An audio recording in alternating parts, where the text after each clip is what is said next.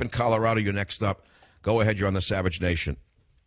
Yeah, I got a question for you. How do you get over your grief of losing your best friend, your canine companion, dog? The worst. It's worse. It's the worst thing for a grown man today. And many men have nothing in their life but their dog. And when the dog dies, they don't know what to do with themselves. It's like losing a wife of 15 years or something like that. How old was the dog? She was 13, and she was an American Eskimo. Beautiful. Oh, she was a big one. Well, look, it's the way of all flesh, Skip. You knew every time you played with her, you saw in her eyes that she wouldn't be here forever. This is the essence of life. Every time we play with a child or we look in someone's eyes that we love, we know it's temporary. I mean, isn't that true? Oh, yes. Okay, so the essence of life on this earth is one of suffering and pain and knowing that it's temporal. And the quicker we come to understand that and we deal with it, the better off we're going to be. But if you can't look that in the eye, then I can't help you with it. Now, of course you can. You're a grown man, so I don't mean to be so harsh, because I can tell you right now that it's not an easy thing, and I can hear in your voice that you're on the verge of real the losses. How current is this loss? Yesterday. No, it's bad. Have you ever lost a dog before? Oh, yes. I train my own dogs and have them certified as service dogs.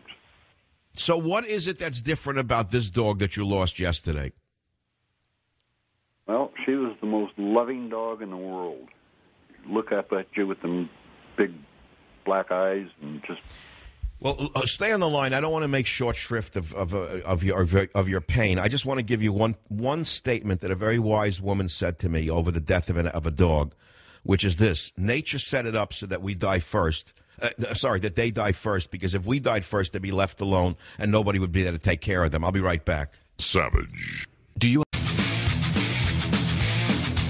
Welcome back to the Savage Nation. Boy, this show has really caught fire across America. I mean, since it's restarted. It's now on 175 stations. The lines are jammed from the beginning of the show to the end. You say, oh, people aren't going to listen late at night on a Friday. Let me tell you something. They're clamoring for this show, and I'm glad I didn't take a vacation. I would have come back anyway.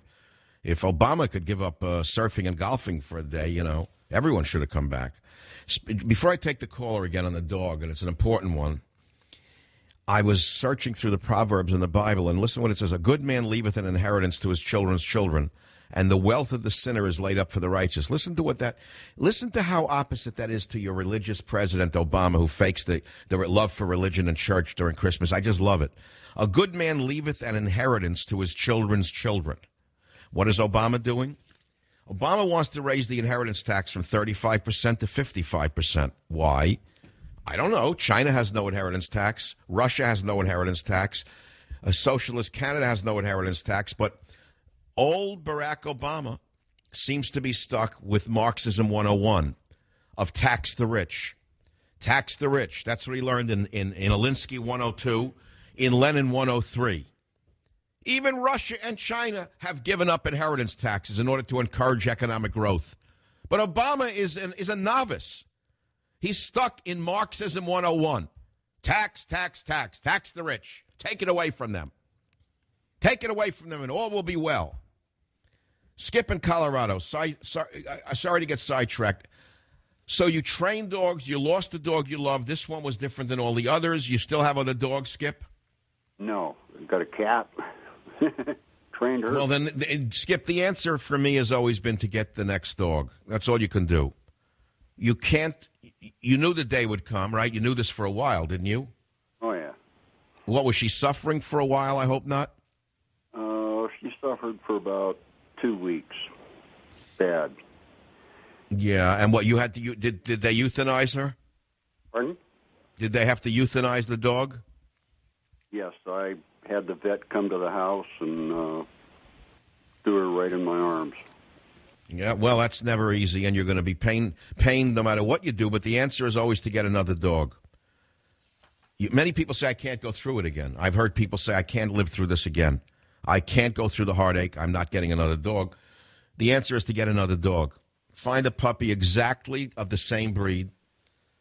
It's not going to be the same.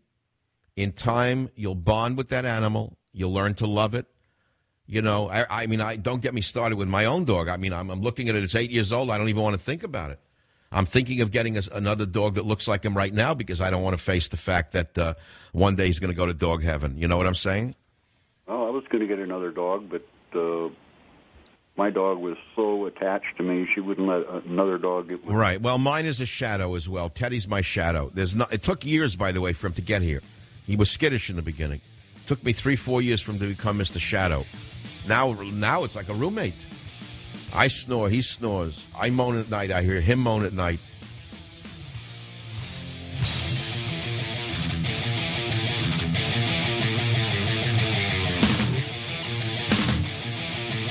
Savage.